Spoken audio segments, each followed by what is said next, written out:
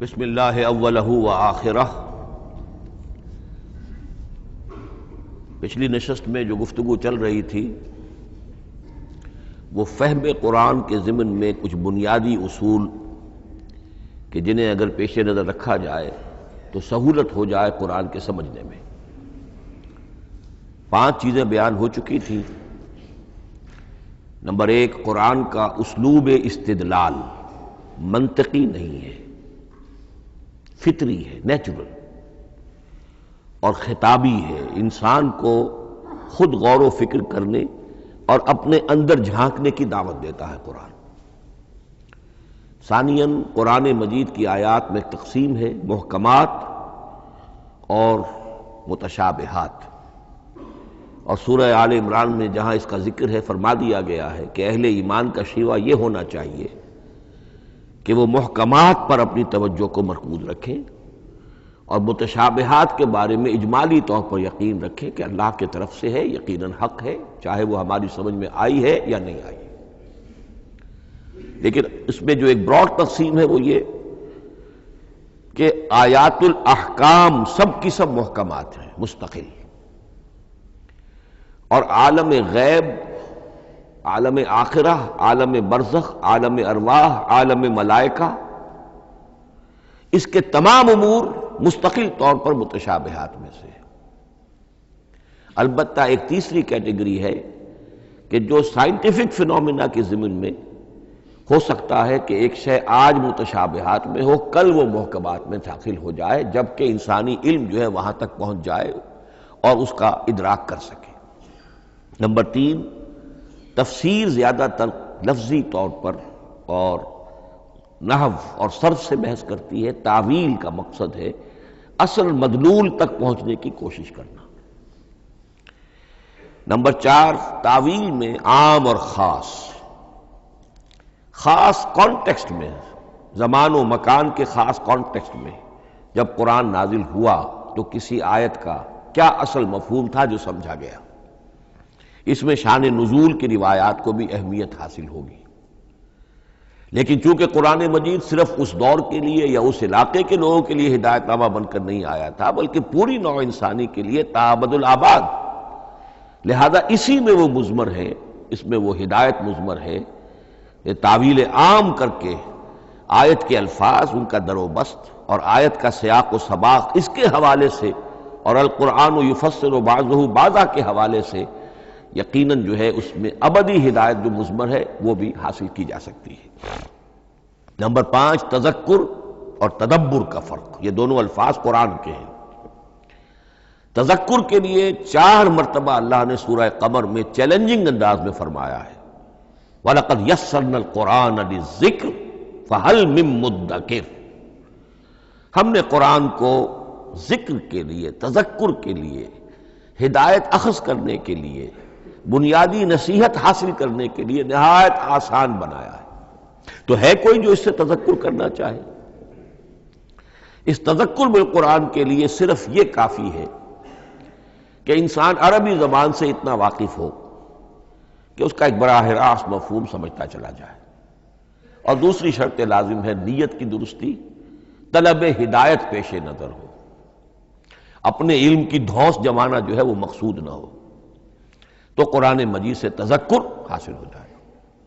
تدبر کے اعتبار سے قرآن مجید مشکل ترین کتاب ہے، بلکہ میں نے اس وقت ایک غلط لفظ استعمال کر دیا تھا، دنیا کی مشکل ترین، یہ دنیا کی کتاب ہے ہی نہیں، یہ تو مشکل ترین کتاب ہے، بہی معنی کہ اللہ تعالیٰ کے علم کامل سے اس کا نزول ہوا ہے، اس علم کا احاطہ کسی انسان کے لیے ممکن نہیں ہے۔ اسی طرح یہ قرآن ایک ایسے سمندر کے مانند ہے جس کا نہ کوئی کنارہ ہے اور نہ ہی اس کی کوئی تہہ ہے، اس میں پوری زندگیاں کھپانے کے باوجود بھی افلا یتدبرون القرآن، تدبر، لیدبروا آیاتہ ولیتذکر اولو الالباب، یہ 2 اصطلاحات خود قرآن کی ہیں۔ میرا جو کتابچہ ہے مسلمانوں پر قرآن مجید کے حقوق، اس میں میں نے ان پر تفصیل سے بحث کی۔ نمبر 6، 2 اعتبارات سے قرآن مجید پر غور کرنے والے کا ایٹیچیوڈ ایک دوسرے سے بالکل متضاد ہوگا۔ احکام کے حوالے سے ایک طالب علم کا رخ پیچھے کی طرف ہونا چاہیے، اسلاف نے کیا سمجھا، ان سے پہلوں نے کیا سمجھا، ان سے پہلوں نے کیا سمجھا، صحابہ نے کیا سمجھا، یہاں تک کہ اپنے آپ کو محمد الرسول اللہ کے قدموں میں پہنچا دیجیے۔ دین کا عملی پہلو، حلال اور حرام، جائز و ناجائز، یہ چیزیں آپ کو، یہ نہیں کہ آپ کو نئے زمانے کی وہ جو بھی ریسرچ ہو اس کے حوالے سے اور نئے زمانے کے سائنسی جو حقائق ہیں ان کے حوالے سے بات کریں۔ دوڑ پیچھے کی طرف ہے گردش ایام تو، پیچھے سے پیچھے، پیچھے سے پیچھے، یہاں تک کہ بمصطفیٰ برسا خویش را کے دی ہم اوست اگر بہو نہ رسیدی تمام مولا پیچھے۔ لیکن حکمت، سائنس اس کے حوالے سے آگے بڑھی ہے، آگے سے آگے بڑھی ہے۔ وہ تو میں عرض کر چکا ہوں کہ وہ جو فینومینا قرآن مجید میں سائنٹیفک مذکور ہیں ان کی اصل حقیقت جو ہے وہ ہمارے اگر اسلاف کو سمجھ میں نہیں آ سکی تو بات سمجھ میں آتی ہے۔ ابھی علم کی سطح ہی اتنی کمزور تھی، اتنی نیچی تھی کہ ان کی اس کا ادراک ممکن نہیں تھا۔ اس میں آگے بڑھیے تو اس میں بالکل متضاد ہو گیا کہ ایک میں زمانے کا ساتھ دینے کی بجائے زمانے سے بھی آگے چلو، اور ایک میں پیچھے پیچھے پیچھے پیچھے، یہاں تک کہ محمد الرسول اللہ والذین معہ، محمد الرسول اللہ والذین معہ، ان کے قدموں تک اپنے آپ کو پہنچا دو۔ آخری شے فہم قرآن کے ضمن میں، لیکن یہ last but not the least کے مصداق ہے۔ یہ بات بہت صراحت کے ساتھ مولانا مودودی نے لکھی ہے تفہیم القرآن کے مقدمے میں، اور بہت اہم بات ہے، بہت اہم بات۔ اور وہ یہ ہے کہ قرآن مجید ایک ایسی کتاب نہیں ہے جسے کوئی محقق اور ریسرچ اسکالر اپنی لائبریری میں بیٹھ کر اور ریفرنس بک سامنے رکھ کر ادھر سے ادھر اور سمجھ لے۔ اس کے سمجھنے کی شرط لازم یہ ہے کہ جو یہ راستہ دکھاتا ہے اس پر چلنا شروع کرے۔ ایک ایک قدم کے بعد قرآنی حقائق مزید منکشف ہوں گے، اور مزید منکشف ہوں گے، اور مزید منکشف ہوں گے۔ جب تک قرآن مجید کے بتائے ہوئے راستے پر آدمی چلے گا نہیں، قرآن کی اصل حقیقت اس پر کبھی منکشف نہیں ہوگی۔ چاہے تفسیر لکھ دے، وہ تو لفظوں کی بحث ہے، صرف اور نحو ہے، یا روایات ہیں، وہ جمع کر دیجئے۔ لیکن یہ کہ قرآن مجید کا صحیح فہم عمل کے بغیر ممکن نہیں۔ جیسے قرآن مجید میں آتا زادتہم ایمانا، ایمان بڑھتا ہے، عمل کے ذریعے سے ایمان بڑھتا ہے۔ میں اس میں ایک شے کا اضافہ کر رہا ہوں۔ میرے نزدیک قرآن مجید مینول آف ریولیوشن، محمد عربی صلی اللہ علیہ وسلم نے ایک عظیم انقلاب برپا کیا دنیا میں، اور ایک انقلابی جد و جہد کی ہے۔ دعوت کے قبول کرنے والوں کو منظم کرنا، ان میں سم و طاعت کی عادت پیدا کرنا، پھر ان میں تن من دھن قربان کرنے کا جذبہ پیدا کرنا، پھر ان کا تزکیہ کرنا، ان کی تربیت، پھر جب وہ تیار ہو جائیں تو باطل سے ٹکر، اور اس میں پھر جہاد اور قتال کے مراحل، تاکہ انقلاب آ گیا، اور یہ کہ جاء الحق وزہق الباطل ان الباطل کان زہوقا۔ اس جد و جہد کے ہر مرحلے پر قرآن نازل ہو رہا ہے، جو اس مرحلے کے جو مسائل ہیں، جو اس مرحلے کے پرابلمز ہیں، جو اس مرحلے کی مشکلات ہیں، ان سے بحث کر رہا ہے۔ اب اگر کوئی فرد یا کوئی گروہ اس پروسیس میں وہ داخل ہی نہیں، وہ سمجھ ہی نہیں سکتا کہ یہ جو بات کہی جا رہی ہے اس کا اصل محل کیا ہے، مقام کیا ہے، کیوں کہی جا رہی ہے، وہ تو جب اسی قسم کی انقلابی جد و جہد میں کوئی خود مبتلا ہوگا تو اسے معلوم ہوگا یہ تھی وہ مشکل، یا یہ تھا وہ مسئلہ، یا یہ تھا وہ مرحلہ جو اس وقت کی جو جد و جہد تھی محمد الرسول اللہ والذین معہ کی، کہ اس وقت یہ آیات نازل ہوئی۔ اس طریقے سے مینول آف ریولیوشن میں کہا کرتا ہوں، چونکہ ہماری جو طب کی تعلیم ہوتی ہے ان میں مینول آف ڈسیکشن، سب سے پہلے جو ہے اناٹمی پڑھائی جاتی ہے اور ڈیڈ باڈی کی ڈسیکشن ہوتی ہے، تو مینول آف ڈسیکشن جو ہے وہ پہلی کتاب ہوتی ہے جو ہمیں ملتی ہے۔ یہ ہوتا ہے، بتایا جاتا ہے یہاں ذرا شکاف دو اور یہ کھال کو کاٹو، اس کے اندر تمہیں یہ نظر آئے گا، یہ فیشیا ہے، پھر اسے اس کے اندر ایک اور شگاف دو، یہ نظر آئے گا۔ بالکل اسی طریقے سے قرآن مجید کی انگلی پکڑ کر اگر آپ چلیں گے تو پھر درجہ بدرجہ قرآن آپ پر منکشف ہوتا چلا جائے گا۔ اور اگر آپ نے اسے صرف ایک اکیڈمک ایکسرسائز بنا لیا، ایک علمی بات ہے، اس سے آگے کچھ نہیں، تو قرآن مجید کا جو اصل لب لباب ہے، جو اصل اس کا جوہر ہے، وہ کبھی منکشف نہیں ہوگا۔ اب آئیے ایک اہم موضوع، اعجاز قرآن کے وجوہ کیا ہیں۔ پہلی بات تو یہ سمجھ لیجئے کہ قرآن مجید کی حقانیت پر بنیادی طور پر دو قسم کی دلیلیں ہیں۔ ایک دلیل خارجی ہے، خارجی دلیل محمد الرسول اللہ صلی اللہ علیہ وسلم کی شخصیت اور آپ کا کارنامہ، الصادق الامین، قد لبثت فیکم عمرا، میں تمہارے مابین ایک عمر گزار چکا ہوں، تم نے مجھے دیکھا، میرا کردار دیکھا، تم نے خود مجھے الصادق اور الامین کا جو ہے خطاب دیا، تو خود حضور کی شخصیت دلیل ہے قرآن مجید کی حقانیت پر۔ اس اعتبار سے ایک مضمون بہت اہم ہے، اور وہ یہ کہ قرآن اور محمد صلی اللہ علیہ وسلم اس طرح ایک دوسرے کے ساتھ جڑے ہوئے ہیں، گتھے ہوئے ہیں، ایک وحدت بن گئے ہیں، ایک آرگینک ہول بن گئے ہیں کہ ایک دوسرے کے لیے شاہد بھی ہے اور ایک دوسرے کے لیے کمپلیمنٹری بھی ہے، جس کے لیے میں دو مقامات سے استشہاد کروں گا۔ سورہ بینہ میں فرمایا لم یکن الذین کفروا من اہل الکتاب والمشرکین منفکین حتی تأتیہم البینہ، اہل کتاب میں سے اور کفار میں سے، مشرکین میں سے جو لوگ جنہوں نے کہ کفر کیا تھا، وہ علیحدہ نہیں کیے جا سکتے تھے جب تک کہ بینہ نہ آ جاتی۔ اب بینہ کیا ہے؟ رسول من اللہ یتلو صحفا مطہرۃ فیہا کتب قیمہ، بینہ دو چیزوں سے مل کر بنی، رسول من اللہ یتلو صحفا مطہرۃ فیہا کتب قیمہ، رسول اور قرآن مل کر بینہ ہے، رسول کی شخصیت بین ہے، اور یہ قرآن مجید کے لیے دلیل ہے۔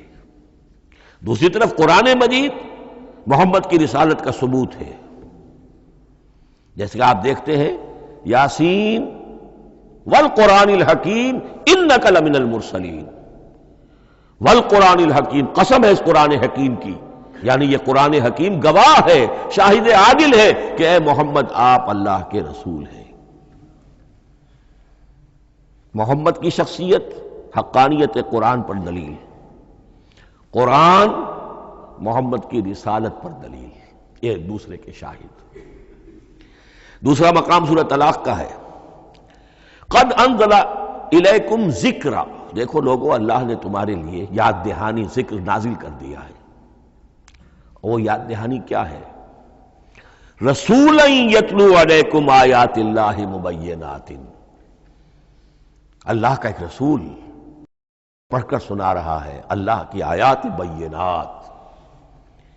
یہ دونوں چیزیں مل کر بینہ بنا، دونوں چیزیں مل کر ذکرا بنا۔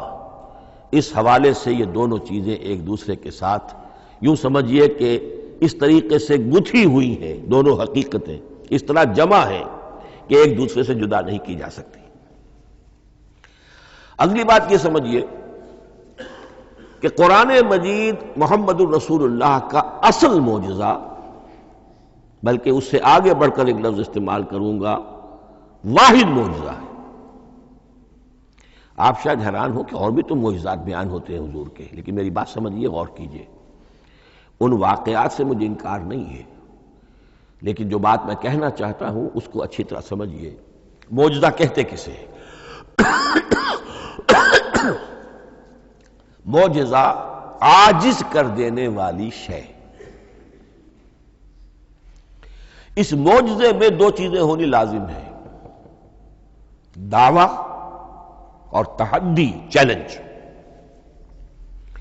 جب کہ کوئی خرق عادت کوئی شے پیدا ہو جائے، خرق عادت اسے کہتے ہیں کہ فزیکل لا ایک ہے، پانی، واٹر کیپس اٹس سرفیس، حضرت موسیٰ کا عصا اس پر لگا اور سمندر پھٹ گیا. خرق عادت ہے، یعنی جو عادی قانون ہے، عام طور پر جو قوانین طبعیہ ہیں، ان کا پھٹ جانا، ختم ہو جانا، ٹوٹ جانا، اور کسی حقیقت کا اس میں سے ظاہر ہو جانا جو ان فزیکل لاز کے خلاف. آگ کے بارے میں قانون کیا ہے؟ وہ جلاتی ہے. لیکن یہ کہ یہ معجزہ ہے، یہ خرق عادت ہے کہ حضرت ابراہیم آگ میں ڈالے گئے، اس نے نہیں جلایا. یا نارو کونی بردن و سلام علی ابراہیم. تو خرق عادت کو اب دو قسموں میں آپ سمجھیے. ایک خرق عادت وہ ہے جو دعوے کے ساتھ پیش کیا جائے، اپنی صداقت، اپنی رسالت کی حقانیت اور صداقت کے ثبوت کے طور پر، اور اس میں چیلنج کیا جائے کہ آؤ مقابلہ کر لو. وہ اس رسول کا اصل معجزہ ہوتا ہے. ایک خرق عادت وہ ہے جو اللہ تعالیٰ اپنے نیک بندوں کی بزرگی کو ظاہر کرنے کے لیے، غیر انبیاء کے لیے بھی کرامات جنہیں ہم کہتے ہیں ہو جاتی ہے. بہت سے صحابہ سے وہ کرامات ثابت ہیں. حضرت عمر رضی اللہ تعالی عنہ کو شام کا میدان جنگ دکھا دیا گیا، یا ساریۃ الی الجبل کے الفاظ آپ نے فرمائے. ابھی تو ٹیلی ویژن کہیں نہیں تھا، ابھی یہ سارے وسائل و ذرائع موجود نہیں تھے. یہ خرق عادت ہے. غیر نبی کے لیے اسے ہم کہیں گے کہ یہ کرامات ہے. نبی کے لیے لفظ معجزہ اختیار کر لیا جاتا ہے، لیکن معجزہ اس کو نہیں کہنا چاہیے. اصل میں یہ بھی نبی کے لیے کرامات کے درجے کی شے ہے جو اس سے بلند ہے. معجزہ وہ ہے جسے کوئی نبی دلیل کے طور پر پیش کرے اور اس پر چیلنج کرے کہ آؤ اور مقابلہ کرو. مثلا حضرت موسیٰ علیہ السلام کو دو معجزے دیے گئے، اور اس میں سے جو سانپ بن جانا تھا لاٹھی کا، وہ معجزہ ہے جس پر چیلنج بھی آیا اور ساحروں سے مقابلہ بھی کیا، اور ساحر شکست کھا گئے، عاجز آ گئے. القی السحرۃ ساجدین، وہ سارے جادوگر جو ہیں فوری طور پر بے اختیار سجدے میں گر گئے. آمنا برب موسیٰ و ہارون، ہم ایمان لے آئے موسیٰ اور ہارون کے رب پر. یہ معجزہ ہے. اس معنی میں محمد الرسول اللہ صلی اللہ علیہ وسلم کا معجزہ صرف قرآن حکیم. قرآن مجید میں آپ سورہ انعام میں بھی دیکھیں گے بہت ہی شدت کے ساتھ، سورہ بنی اسرائیل میں دیکھیں گے بڑی تفصیل کے ساتھ معجزے طلب کیے گئے. آپ اس مکے کی سرزمین میں ابھی ہمارے دیکھتے ہی دیکھتے چشمہ نکال دیجئے، ہم مان لیں گے آپ اللہ کے رسول ہیں. آپ ہماری نگاہوں کے سامنے آسمان پر چڑھ کر دکھائیے، پھر وہاں سے کتاب لے کر اتریے، پھر ہم سمجھ لیں گے آپ اللہ کے رسول ہیں. آپ کے لیے چشم زدن میں کوئی محل سونے کا چاندی کا تیار ہو جائے، مان لیں گے آپ کو اللہ کے رسول ہیں.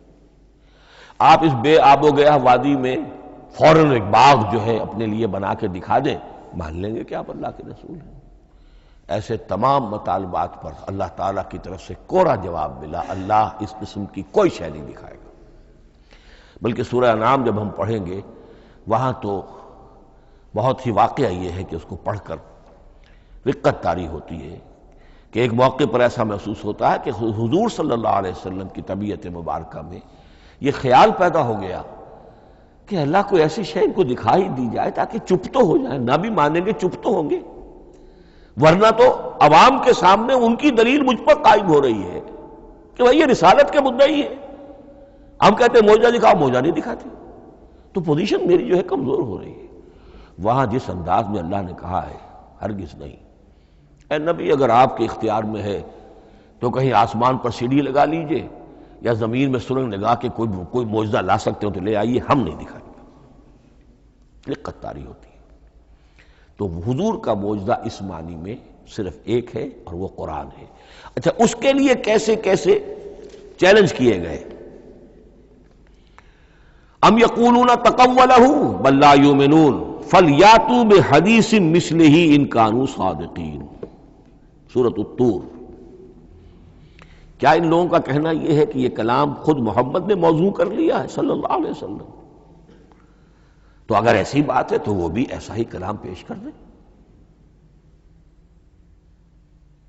اس تحدی، اس چیلنج کو کوئی قبول نہیں کر سکا. کم سے کم اس شرافت کا اقرار کرنا پڑتا ہے کہ اس وقت عرب قوم میں یہ شرافت تھی کہ کسی نے اٹمپٹ بھی نہیں کی. ورنہ کوئی شخص الٹی سیدھی عبارت لکھ کر لے آتا اور کھڑا ہو کر کہہ دیتا کہ ٹھیک میں کہتا ہوں یہ ہے، یہ قرآن کی طرح کا کلام ہے. نہیں، کسی نے نہیں کیا. تاریخ یہ بتاتی ہے کہ اس تحدی کا کوئی کسی نے قبول نہیں کیا.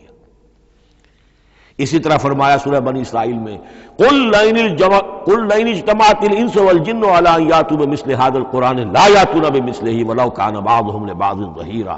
چیلنج ہے، اے نبی کہہ دیجئے اگر تمام انسان، تمام جن مل کر بھی چاہیں کہ ایسی کوئی کتاب وہ مرتب کر لے، نہیں کر سکیں گے، چاہے وہ سب کے سب ایک دوسرے کی مدد کریں. ہے کہ نہیں چیلنج؟ اسی طریقے سے سورہ ہود میں فرمایا، اب اس کو کہتے ہیں برسبیل تنزل، پوری کتاب نہیں لا سکتے قرآن جیسی، چلو تو 10 صورتیں ہی لے آؤ. قُلْ فَاتُوا بِعَشْرِ سُوَرٍ مِثْلَهُ مُفْتَرَيَاتٍ، اے کہیے اے نبی، سورہ ہود کی آیت نمبر 13 ہے، اس جیسی کوئی 10 صورتیں ہی لے آؤ. 114 نہ صحیح، 10 صحیح. یہ بھی نہیں ہوا تو برسبیل تنزل اور سورہ یونس میں فرمایا قُلْ فَاتُوا بِسُورَةٍ مِّن مِثْلِهِ، ایک صورت ہی لے آؤ. اور اسی کو سورہ بقرہ کے 30 رکوع میں دہرایا گیا، وَإِن كُنتُمْ فِي رَيْبٍ مِّمَّا نَزَّلْنَا عَلَىٰ عَبْدِنَا فَأْتُوا بِسُورَةٍ مِّن مِّثْلِهِ وَادْعُوا شُهَدَاءَكُم مِّن دُونِ اللَّهِ إِن كُنتُمْ صَادِقِينَ. لیکن نوٹ کر لیجئے کہ کسی نے یہ جرأت نہیں کی، نہ قرآن کے اس دعوے کو چیلنج کیا، نہ کسی نے مقابلے کی کوشش کی، نہ کوئی اپنی کوئی تصنیف و تالیف یا اپنا کوئی کمپوزیشن لا کر اور یہ دعویٰ کر کے کھڑا ہوا کہ جمع کر لیجئے، منصف بلا لیجئے، کوئی کمیشن بٹھا لیجئے، میرا یہ کلام بھی بالکل ہم وزن ہے اس کلام کے. نہیں. اب ہمیں دیکھنا یہ ہے کہ وجوہ اعجاز قرآن مجید کے کیا کیا ہے. معجزہ تو یہ ہے، حضور کا اصل معجزہ یہ ہے، لیکن معجزہ کس کس پہلو سے ہے؟ یہ ایک ایسا موضوع ہے کہ جس پر پوری تصانیف لکھی گئی ہیں. وجوہ الاعجاز، وجوہ اعجاز القرآن، قرآن کے معجزہ ہونے کے کون کون سے پہلو ہیں. اس کا واقعہ یہ ہے کہ احسان ناممکن ہے، اور جیسے جیسے زمانہ آگے بڑھے گا اس کے اور پہلو واضح ہوتے جائیں گے. سنوریہم آیاتنا فی الآفاق وفی انفسہم حتی یتبین لہم انہ الحق. لیکن یہ کہ کس کس پہلو سے یہ معجزہ ہے، چند موٹی موٹی باتیں ضرور سمجھ لیجئے. لغت، ادب، فصاحت، بلاغت، عذوبت، مٹھاس، اس کے اعتبار سے قرآن معجزہ ہے. لیکن اس اعتبار سے قرآن معجزہ ہے یا تو تھا اپنے زمانے کے عربوں کے لیے، غیر عرب کے لیے تو نہیں تھا. غیر عرب جو ہے قرآن مجید کی جو بھی فصاحت و بلاغت ہے، اس کا جو لٹریری بیوٹی ہے، اس کو تو وہ اپریشیٹ نہیں کر سکتا تھا. یہ حصہ جو ہے یا تو عربوں کے لیے تھا اس وقت دائمی، یا آج بھی عرب کچھ نہ کچھ، بہرحال عربی ان کی زبان ہے، وہ پڑھتے ہیں. جیسا کہ میں نے عرض کیا تھا، چاہے عیسائی ہوں اور چاہے یہودی ہوں، وہ بھی اپنے ہاں لٹریچر کی، عربی لٹریچر کی ہائیسٹ کتاب کی حیثیت سے قرآن مجید کو پڑھانے پر مجبور ہے. ایک پہلو اس کا یہ ہے. اور اسی کے حوالے سے نوٹ کیجئے حضرت لبید رضی اللہ تعالی عنہ، یہ سبع معلقہ کے شعراء میں سے تھے آخری. عربوں میں چونکہ اس کا بڑا چرچا تھا شاعری کا، تو ان کا جو سالانہ جشن ایک ہوتا تھا، اس میں وہ بہت بڑے بڑے شعراء سب جمع ہوتے تھے، اپنے اپنے قصیدے پڑھتے تھے، اور جس کا قصیدہ سمجھا جاتا تھا کہ سب سے اعلیٰ ہے، سب سے بلند ہے، سب سے عمدہ ہے، اب اسے اس سال کے لیے وہ گویا کہ ملک الشعراء اس کو مانا جاتا تھا کہ یہ شاعروں کا بادشاہ ہے، اور تمام شاعر اسے سجدہ کرتے تھے بالفعل، اور اس کے قصیدے کو کعبے کی دیوار کے ساتھ ٹانگ دیا جاتا تھا، معلق کر دیا جاتا تھا. ایسے 7 قصیدے ہیں جن کے مجموعے کا نام ہے سبع معلقہ. اس سبع معلقہ جو ہے 7 جو سلسلے ہیں، ان میں آخری حضرت لبید کا ہے. وہ ایمان لے آئے. ایمان لانے کے بعد انہوں نے شعر کہنا چھوڑ دیا. اس پر حضرت عمر نے ایک دفعہ ان سے کہا کہ لبید اب آپ شعر نہیں کہتے. ان کا جواب تھا ابعد القرآن، کیا قرآن کے بعد بھی کسی کے لیے کوئی موقع ہے کہ وہ کچھ کہنے کی کوشش کرے؟ فصاحت اور بلاغت کی تو معراج قرآن مجید ہے، وہ آ چکی ہے. تو جہاں تک اہل عرب کے لیے اس کا معجزہ ہونا خاص طور پر اس دور میں اور اب بھی کسی درجے میں، اس میں تو اہمیت ہے اس کی ادبیت، اس کی فصاحت، اس کی بلاغت، اس کی عذوبت. دائمی اور ابدی یہ کس اعتبار سے معجزہ ہے؟ عہد حاضر میں اور غیر عرب لوگوں کے لیے. نمبر ایک، سائنسی حقائق کا انکشاف.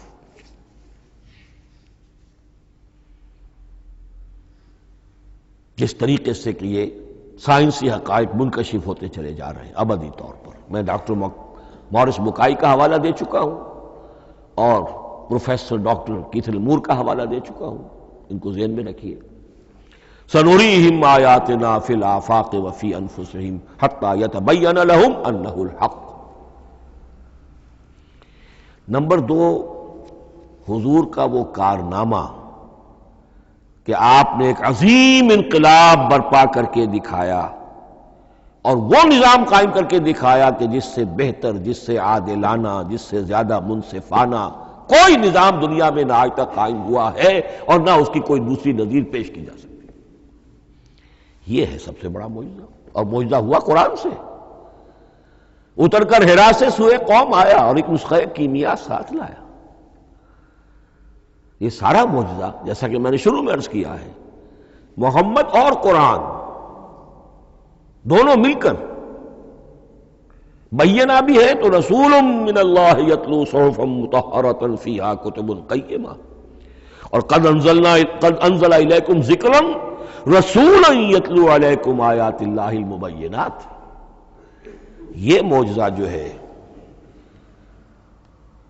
جس کے حوالے سے دنیا میں بڑی بڑی شخصیات نے شہادت دی. ایم این رائے اس صدی کا ایک بہت بڑا انقلابی شخص، کمیونسٹ انٹرنیشنل کا رکن. اس صدی کی ابتدا میں جو شورا تھا، جو غلغلہ تھا، جو ولولہ تھا بولشوک ریولوشن کا، اور جو دنیا کے اندر ایک دھوم مچ گئی تھی، اس کو ذہن میں رکھیے. اور اس میں کمیونسٹ انٹرنیشنل کا رکن ایم این رائے 1920 میں اس نے لاہور میں ایک خطبہ دیا تھا، ہسٹوریکل رول آف اسلام. اور اس نے کہا تھا تاریخ انسانی کا عظیم ترین انقلاب وہ ہے کہ جو محمد نے برپا کیا صلی اللہ علیہ وسلم. آج بھی یہ کتاب بھارت میں چھپتی ہے، بامبے کا ایک پبلشر شائع کرتا ہے، historical role of Islam by M N Roy. پھر آگے چلیے، ایچ جی ویلز اگرچہ انتہائی رقیق حملے کرتا ہے حضور کی زندگی کے بعض پہلوؤں پر، جیسے رشدی نے کیے ہیں یا جیسے تسلیمہ نسرین ایک بنگالی خاتون نے کیے ہیں، اسی طرح کے حملے کیے اس نے بھی. اور یہ اس لیے بتا رہا ہوں کہ یہ اسٹیبلش ہو جائے کہ وہ دوست نہیں ہے، دشمن ہے. عربی کا ایک مقولہ یہ ہے کہ الفضل ما شہدت بہ الاعداء، اصل فضیلت تو اس شے کی ہے جس کی گواہی دشمن دے. دوست تو تعریف کریں گے، قابل تعریف شے کی بھی تعریف کریں گے، بڑھ چڑھ کر کریں گے. یہ بھی ہو سکتا ہے کسی قابل مذمت شے کی بھی تعریف کر بیٹھے، دوست تو ہوئے. دشمن جو ہے وہ تو ظاہر بات ہے اسی بات کو مانے گا کہ جس میں کسی شک و شبہ کی گنجائش نہ ہو. اس لیے میں نے عرض کیا کہ دشمن ہے، رقیق حملے کرتا ہے. لیکن آخر میں جب آتا ہے concise history of the world میں چیپٹر جو ہے حضور پر، اس میں خطبہ حجۃ الوداع کا وہ حوالہ دیتا ہے، لا فضل لعربی علی عجمی ولا لعجمی علی عربی ولا لاحمر علی اسود ولا لاسود علی احمر الا بالتقوی. اور پھر لکھتا ہے کہ اگرچہ انسانی حریت و اخوت و مساوات کے واعظ تو پہلے بھی بہت کہے گئے تھے، یہاں تک کہ مسیح ناصری حضرت عیسیٰ علیہ السلام کے ہاں بھی ہمیں بڑے واعظ ملتے ہیں، لیکن یہ ماننا پڑتا ہے کہ تاریخ انسانی میں پہلی مرتبہ ان اصولوں پر ایک انسانی معاشرہ قائم کر کے دکھایا محمد نے صلی اللہ علیہ وسلم. Although the sermons of human freedom, fraternity and equality were said before also. And we find a lot of them in Jesus of Nazareth. But it must be admitted that it was Muhammad sallallahu alaihi wasallam who established for the first time in history a society based on these principles. اسی طرح کی گواہی آج سے تقریباً 20 سال پہلے امریکہ کے ڈاکٹر مائیکل ہارٹ نے دی. A selection and gradation of the 100 most influential personalities of human history. اور نمبر 1 پر محمد کا ذکر کر رہا ہے صلی اللہ علیہ وسلم، اور کہتا ہے naturally I O N explanation, میں عیسائی ہوں اور ابھی تک عیسائی ہے وہ، اس کی موت کی بھی ابھی کوئی خبر نہیں آئی ہے، عیسائی ہے، لیکن یہ کہ اس نے حضور کو نمبر 1 پر رکھا، حضرت عیسیٰ کو نمبر 3 پہ لے گیا. تو naturally I O N explanation, اور پھر ایکسپلینیشن دی ہے this is because he is the only person supremely successful in both the religious and secular fields. یہ دونوں میدان جو ہے مذہب اور روحانیت اور دوسری طرف سیاست اور حکومت اور ریاست، ان دونوں میدانوں میں بیک وقت انتہائی کامیاب انسان صرف ایک ہے، اور وہ محمد ہے صلی اللہ علیہ وسلم. یا تو آدمی اس میں اونچا ہوتا ہے، روحانیت میں ہے، دین میں ہے، اخلاق میں ہے، تو سیاست اور ریاست میں زیرو ہوگا. یا کوئی بہت بڑا بادشاہ ہے، بڑا حکمران ہے، بڑا فاتح ہے، سکندر اعظم ہے، تو وہ اخلاقیات میں اور روحانیات میں زیرو نہیں، مائنس ہوگا. یہ معاملہ کہ دونوں میں this is because he is the only person supremely successful in both the religious and the secular fields. لیکن یہ بات نوٹ کر لیجئے کہ جو تازہ ایڈیشن ہے اس کتاب کا، اس میں سے یہ پیسج نکال دیا ہے نئے جو ایڈیٹرز ہیں انہوں نے. اس کے لیے آپ کو کسی پرانے ایڈیشن سے رجوع کرنا پڑے گا، concise history of the world, اور وہ لائبریریوں میں مل جائے گا. علامہ اقبال نے اس بات کو یوں بیان کیا ہے، ہر کجا بینی جہان رنگ و بو، کہ از خاکش بروید آرزو، یاد نور مصطفیٰ اورا بہاس، یا ہنود اندر تلاش مصطفیٰ است. اس دنیا میں تمدن کے اعتبار سے، اخلاق کے اعتبار سے، معاشرت کے اعتبار سے کہیں کوئی خوبی اگر تمہیں نظر آتی ہے، کوئی رمق نور کی، خوبی کی، بھلائی کی، رنگ و بو، جان لو کہ یا تو وہ نور محمدی سے مستعار لی گئی ہے، اور یا ابھی تک انسان ابھی محمد کی تلاش میں ہے، ادھر جا رہا ہے، قافلہ ادھر جا رہا ہے، نوع انسانی کا چاروں ناچار ادھر جا رہا ہے. سوشل ایوولوشن کا پروسیس انسان کو افراط و تفرید کے دھکوں کے باوجود تدریجاً لے کر جا رہا ہے بحیثیت مجموعی پوری مین کائنڈ کو اسی بات کی طرف کہ جس کی طرف دعوت دی تھی محمد رسول اللہ صلی اللہ علیہ وسلم. ہر کجا بینی جہان رنگ و بو، کہ از خاکش بروید آرزو، یا ز نور مصطفیٰ اورا بہاست، یا ہنود اندر تلاش مصطفیٰ است. اسی اعتبار سے میں ایک بات اور کہہ رہا ہوں، اس پہلو سے واقعہ یہ ہے کہ میرے نزدیک اس دور میں اعجاز قرآن کی سب سے بڑی نمائندہ شخصیت، اعجاز قرآن کا سب سے بڑا مظہر علامہ اقبال کی ذات ہے. 20ویں صدی کا مفکر، فلسفی، مشرق و مغرب کے فلسفے پڑھ چکا،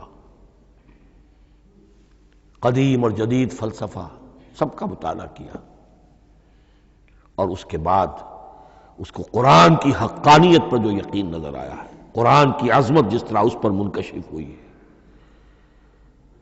وہ واقعہ یہ ہے کہ مجھے کم سے کم اپنی محدود معلومات کی حد تک عظمت قرآن کا وہ انکشاف کسی دوسرے شخص پر نظر نہیں آتا. انہوں نے جس جس طریقے سے مرثیے کہے ہیں کہ مسلمان قوم نے کس طرح قرآن کو چھوڑا ہوا ہے، واعظ ہے تو قرآن سے نہیں کہیں اور سے، تربیت اور تزکیہ نفس ہے تو اس کا تعلق قرآن سے نہیں، وہ بھی کچھ اور مستعار چیزیں ادھر سے ادھر سے لے لی ہیں، فلسفے ہیں تو کہیں اور سے لے لیے ہیں، قرآن سے حکمت جو ہے وہ اخذ نہیں کی گئی ہے. کیسے کیسے انہوں نے عظمت قرآن کا جو انکشاف ان پر ہوا، اس کی تعبیر کی ہے، کتاب زندہ قرآن حکیم، حکمت او لا یزال است و قدیم، حرف اورا ریب نئے، تبدیل نئے، آیا شرمندہ تعویل نئے، فاش گویا ماچے در دل مضمر است، یہ کتابیں نیز چیزیں دیگر است، مثل حق پنہاؤ ہم پیداستو، زندہ و پائندہ و گویاستو، چون بجاں در رفت جہاں دیگر شود، جہاں چو دیگر شد جہاں دیگر شود۔ میں اس میں خاص طور پر 2 اشعار آپ کو اس وقت سنانا چاہتا ہوں۔ انہوں نے حضور سے مناجات کرتے ہوئے 2 اشعار کہیں، اس سے آپ کو اندازہ ہوگا کہ انہیں کتنا یقین تھا کہ میرے سارے فکر کا منبع قرآن حکیم ہے۔ کہتے ہیں گر دلم آئینہ بے جوہر است، اے اللہ کے رسول صلی اللہ علیہ وسلم، اگر میرا دل اس آئینے کے مانند ہے جس میں چمک نہیں ہے، ورب حرفم غیر قرآن مضمر است، اور اگر میرے پیغام میں قرآن کے سوا کوئی شے شامل ہو گئی ہے، قرآن کے سوا کوئی چیز اس میں چھپی ہوئی ہے، مضمر ہے، پردہ ناموس فکرم چاک کن، تو میرے فکر کی ناموس کے دھجیاں بکھیر دیجئے، پردہ ناموس فکرم چاک کن، این خیاباں راز خارم پاک کن، اس شاہراہ کو اس کانٹے سے پاک کر دیجئے، کانٹا میرا، میں کانٹے کے مانند ہوں، پھر اٹھا کر پھینک دیجئے، روز محشر خار و رسوا کن مرا، بے نصیب از بوسہ پاک کن مرا، قیامت کے دن مجھے ذلیل و خوار کیجیے گا اور اپنے قدموں، اپنے پائے مبارک کا بوسہ لینے سے محروم کر دیجیے گا۔ یہ اتنی بڑی بد دعا جو اقبال اپنے آپ کو دے رہا ہے، تو کس قدر یقین اسے حاصل ہے کہ اس نے قرآن کی ترجمانی کی ہے۔ اب آئیے، بہت چھوٹے چھوٹے 2 اور مضمون ہیں۔ قرآن حبل اللہ ہے، اس کے کیا معنی ہے؟ حبل رسی کو کہتے ہیں، اللہ کی رسی، حبل من مسد، سورہ لہب میں یہ لفظ آیا ہے۔ امام راغب نے اس کی تعبیر کی ہے، استعیر للوصل ولکل ما یتوصل به الی شیء، یا تو تعلق کو حبل سے استعارہ دیا جاتا ہے، استعارے کے طور پر حبل کا لفظ کسی تعلق کے لیے استعمال ہوتا ہے، یا کسی شے تک پہنچنے کا ذریعہ، وہ حبل ہے۔ اب یہ ہمیں لفظ ملتا ہے حضرت علی رضی اللہ تعالیٰ عنہ کی روایت میں، هو حبل اللہ المتین، ترمذی میں یہ الفاظ موجود ہیں، حضرت علی سے منقول ہے رضی اللہ تعالی عنہ، یہی ہے اللہ کی مضبوط رسی، کیونکہ قرآن مجید میں آتا ہے وَاعْتَصِمُوا بِحَبْلِ اللَّهِ جَمِيعًا، تو حبل اللہ کون سی ہے؟ پھر یہ حضرت عبداللہ ابن عمر سے بھی ہے، یہ روایت موجود ہے رزین میں، هو حبل اللہ المتین، یہ قرآن ہی اللہ کی مضبوط رسی ہے۔ اللہ سے اب اس کے 2 پہلو ہیں، ایک تو یہ کہ یہ اللہ سے جوڑنے والی ہے، تقرب اللہ کا ذریعہ ہے، وصول الی الشیء، کسی چیز تک پہنچانے والی شے، اس کا سہل ترین، اللہ کے تقرب کا سہل ترین ذریعہ، مؤثر ترین ذریعہ قرآن حکیم ہے۔ چنانچہ ترمذی میں حضرت عبداللہ ابن مسعود کا یہ قول موجود ہے، القرآن حبل اللہ الممدود من السماء الی الارض، قرآن تو اللہ کی وہ رسی ہے جو تنی ہوئی ہے آسمان سے زمین کی طرف۔ یہ ترمذی میں تو اصل میں اثر ہے، حضرت عبداللہ ابن مسعود کا قول ہے، لیکن یہ کہ زید ابن ارقم سے یہ الفاظ جو ہیں مرفوعاً کہ یہ حضور کے الفاظ ہیں، یہ بھی منقول ہے کہ حضور نے فرمایا کہ القرآن حبل اللہ الممدود من السماء الی الارض۔ اور ایک بڑی پیاری روایت ہے طبرانی کی معجم کبیر میں کہ ایک مرتبہ حضور اپنے حجرے سے برآمد ہوئے، مسجد نبوی کے ایک گوشے میں دیکھا کچھ صحابہ بیٹھے ہوئے قرآن سمجھ رہے ہیں، سمجھا رہے ہیں، پڑھ رہے ہیں، مذاکرہ قرآن۔ آپ کے چہرے پر بڑے بشاشت کے آثار ظاہر ہوئے، خوشی کے آثار۔ آپ چل کر تشریف لائے، پہلے ایک سوال کیا، الستم تشہدون، اللہ الہ الا اللہ وانی رسول اللہ وہذا القرآن جاء من عند اللہ۔ کیا آپ لوگ اس کے گواہ نہیں ہیں کہ اللہ کے سوا کوئی معبود نہیں اور میں اللہ کا رسول ہوں، اور یہ قرآن خاص اللہ کے پاس سے آیا ہے؟ صحابہ کا جواب کیا ہو سکتا تھا؟ بلا یا رسول اللہ، کیوں نہیں اللہ کے رسول، ہم گواہ ہیں، اللہ کے سوا کوئی معبود نہیں، آپ اللہ کے رسول ہیں اور قرآن خاص اللہ کے پاس سے آیا ہے۔ اب آپ نے فرمایا فاستبشروا، خوشیاں مناؤ، فإن هذا القرآن طرفه بأيديكم وطرفه بيد اللہ، اس لیے کہ یہ قرآن وہ شے ہے کہ اس کا ایک سرا تمہارے ہاتھ میں ہے، ایک سرا اللہ کے ہاتھ میں۔ تو وصول الی اللہ کا مؤثر ترین طریقہ، تقرب الی اللہ کا مؤثر ترین طریقہ، سہل ترین طریقہ، شور شارٹ طریقہ وہ قرآن مجید ہے۔ اس اعتبار سے بھی کہ ہے ہی اللہ کی صفت، یہ ہم بحث کر چکے ہیں پہلے، اللہ کا کلام ہے، کلام صفت ہوتی ہے، اور صفت لا عین ولا غیر، یہ قرآن اللہ کا غیر نہیں ہے، ہم سمجھ نہیں سکتے، لیکن یہ کہ ہر صفت جو ہے وہ تو در حقیقت نہ عین ہے نہ غیر ہے۔ دوسری طرف یہی قرآن جو ہے حبل اللہ اس معنی میں بنتا ہے کہ مسلمانوں کو باہم جوڑنے والی شے، وَاعْتَصِمُوا بِحَبْلِ اللَّهِ جَمِيعًا وَلَا تَفَرَّقُوا، حبل اللہ کو مضبوطی کے ساتھ تھام لو، سب کے سب جمع ہو کر، یہ تمہیں تفرقے سے بچانے والی شے ہے۔ اس کی وجہ کیا ہے؟ ظاہر بات ہے کہ انسان جو ہے ان کے اندر اتحاد پیدا ہوگا اتحاد فکری کے نتیجے میں، فکر ایک ہو، نظریات ایک ہوں، ویلیوز ایک ہوں، مقاصد ایک ہوں، تبھی تو انسان متحد ہوں گے۔ یہ بھیڑوں کا غلہ تو نہیں ہے کہ چرواہے کی ایک لاٹھی کافی ہے ان کو جمع رکھنے کے لیے، وہ بھیڑوں کا غلہ ہے۔ انسانوں کو جمع کرنے کے لیے کوئی ایسی شے جو تمہیں ایک فکر سے، ایک نظریے سے، ایک مقصد سے، ایک نصب العین سے متصف کر دے، وہ تمہیں جوڑ دے گی۔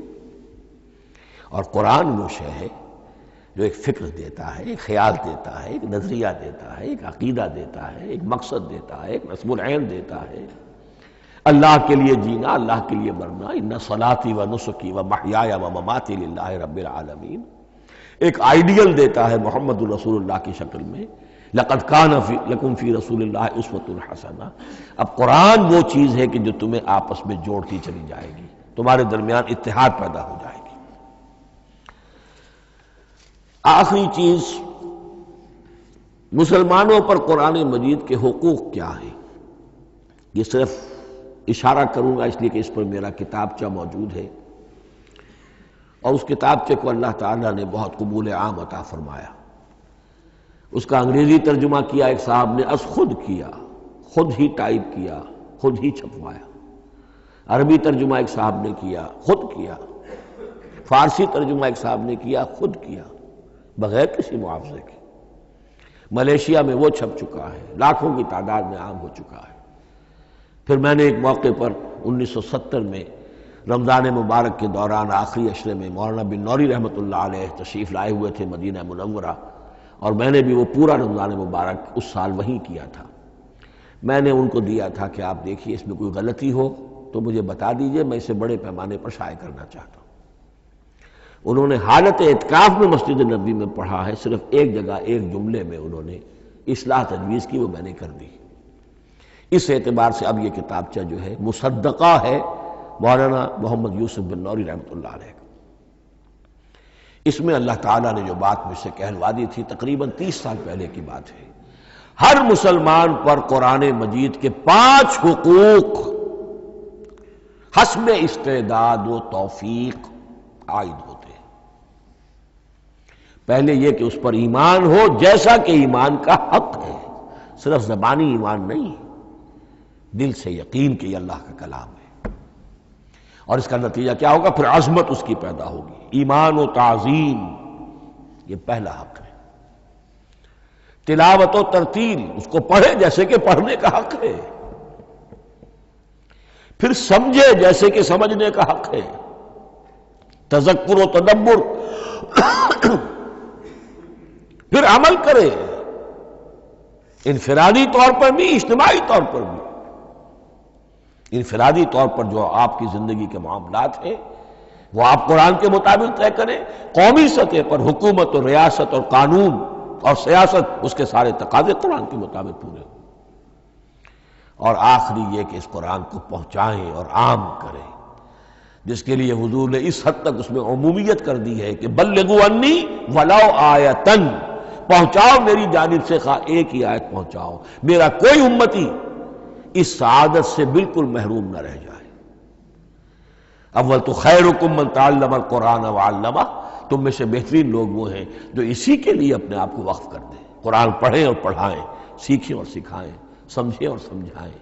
اس لیے کہ سمجھنے اور سمجھانے، سیکھنے اور سکھانے، پڑھنے اور پڑھانے کا بھی کوئی ایک لیول تو نہیں ہے، ایک عام لوگوں کی سطح ہے، ایک ان سے اوپر کی سطح ہے، ایک انٹلیکچوئلز کی سطح ہے، ایک جینیس لوگوں کی سطح ہے۔ ان تمام سطحوں پر قرآن کو سمجھانے کے لیے، پہنچانے کے لیے خود بھی تو اوپر اٹھنا پڑے گا، خود اسے سیکھنا پڑے گا، خود اس کی گہرائی میں غوطہ زنی کرنی پڑے گی، اور یہ ایک لائف لانگ پروسیس ہے، یہ کوئی پارٹ ٹائم جاب نہیں ہے، یہ کوئی صرف پیس ٹائم نہیں ہے، یہ کوئی ہابی نہیں ہے، ہمہ وقت ہمہ تن خیرکم من تعلم القرآن وعلمہ۔ اب آخری بات بتا رہا ہوں، اور وہ یہ ہے کہ قرآن مجید وحی باللفظ ہے، صرف وحی بالمعنی نہیں ہے۔ یہ بحث اصل میں کیونکہ ہمارے پڑھے لکھے طبقے میں کچھ زیادہ ہو جاتی ہے، خاص طور پر جو مشنری اسکولوں وغیرہ میں پڑھے ہوں اور عیسائیت اور اس کے عقائد اور اس کے فلسفے کی کوئی تھوڑی بہت ان کو کوئی چھوت لگ گئی ہو۔ عیسائیوں کے ہاں یہ عقیدہ ہے، اجماعی عقیدہ ہے کہ وحی بالمعنی ہوتی ہے، یعنی وحی کا ایک مفہوم ہے جو نبی پر اتار دیا جاتا ہے، پھر نبی اپنے الفاظ میں اسے ادا کرتا ہے۔ لفظ اللہ کے نہیں ہوتے، لفظ نبی کے ہوتے ہیں، مفہوم اللہ کا ہوتا ہے۔ ان کے لیے مجبوری یہ ہو چکی ہے جس کی وجہ سے انہیں یہ عقیدہ اپنانا پڑا کہ کوئی ایک انجیل ہے ہی نہیں، 104 انجیلوں میں سے وہ انہوں نے 4 سلیکٹ کی تھی کینونیکل گاسپلز، باقی جو ہے وہ اب وہ ان کو مستند نہیں مانتے، اپوکریفل کہتے ہیں۔ اور میں نے ایک مرتبہ ایک پادری صاحب سے، مسٹر وائٹ ہوتے تھے منٹگمری میں نے ان سے پوچھا which one of them is Bible؟ یہ متی اور یہ لیوک اور مارکس اور جان، ان میں سے کون سی بائبل کون سی ہے؟ تو اس نے جواب دیا none of them is Bible. Bible is in them. ان میں سے کوئی ایک بھی مشخص طور پر، معین طور پر بائبل نہیں ہے، بائبل ان میں ہے بحیثیت مجموعی۔ لہذا ان کے لیے یہ عقیدہ جو ہے وہ لازم سا ہو گیا۔ ہمارے ہاں بھی بعض فلاسفہ نے اس قسم کی باتیں کی ہے کہ جن سے یہ دھوکہ لگتا ہے، لیکن میں خاص طور پہ چونکہ علامہ اقبال کا تذکرہ میں نے آج کیا ہے، اسی حوالے سے میں ان کا ایک واقعہ بیان کرنا چاہتا ہوں۔ ایف سی کالج لاہور کے پرنسپل تھے ڈاکٹر یوئنگ۔ ایک دعوت تھی، اس میں علامہ بھی تھے، وہ بھی تھے۔ تو ڈاکٹر یوئنگ نے کہا، وہ بڑا فلسفی تھا، کہ ڈاکٹر اقبال ہم نے سنا ہے کہ آپ بھی وحی باللفظ کے قائل ہیں، آپ جیسا پڑھا لکھا شخص، عالم دانا۔ علامہ اقبال نے فرمایا جی ہاں، اور مجھے تو اس کا ذاتی تجربہ ہے، مجھ پر تو جو شعر نازل ہوتے ہیں وہ الفاظ میں ڈھلے ہوئے ہوتے ہیں، میں ان میں تبدیلی کرنا چاہوں تو نہیں کر سکتا۔ تو اگرچہ اس سوال اس جواب کو ہم کہیں گے کہ یہ الاجوبۃ المسکتہ، مسکت چپ کر دینے والا جواب تھا کہ جو علامہ اقبال نے دیا، لیکن ذہن میں رکھیے یہ کہ جو وحی باللفظ ہے وہ ختم ہو چکی محمد الرسول اللہ صلی اللہ علیہ وسلم پر۔ وحی رسالت وحی باللفظ ہے، وہ ختم ہو چکی ہے۔ البتہ الہام، کشف، رویا، القاء، یہ وحی بالمعنی ہے، یہ کوئی ایک شے ہے جو دل میں ڈال دی جاتی ہے، اس کے دروازے آج بھی کھلے ہوئے ہیں۔ اور یہ جان لیجئے قرآن مجید کی حقانیت کا جو اصل ثبوت ہے وہ یہ ہے کہ آپ اسے اپنے باطن کے اندر محسوس کریں۔ یہ جو باطنی تجربہ علامہ اقبال نے کہا ہے کہ انسان اپنے باطن میں محسوس کرے کہ ہاں یہ بات ہے، ٹھیک ہے، اس کے لیے کہ علامہ ابن قیم رحمۃ اللہ علیہ کا قول ایسا ہے، بڑا پیارا قول ہے۔ قرآن کے کچھ پڑھنے والے ایسے ہیں جب قرآن کو پڑھتے ہیں تو یوں محسوس کرتے ہیں کہ ہم مصحف سے نہیں پڑھ رہے، لوح قلب سے پڑھ رہے ہیں، ہمارے دل پر لکھا ہوا قرآن موجود ہے۔ یعنی ہماری فطرت، ہمارے اندر کی کوئی حقیقت ہے جو سرٹیفائی کر رہی ہے، توثیق کر رہی ہے، اٹیسٹ کر رہی ہے کہ ہاں یہ ٹھیک ہے۔ اور اس کی وجہ کیا ہے؟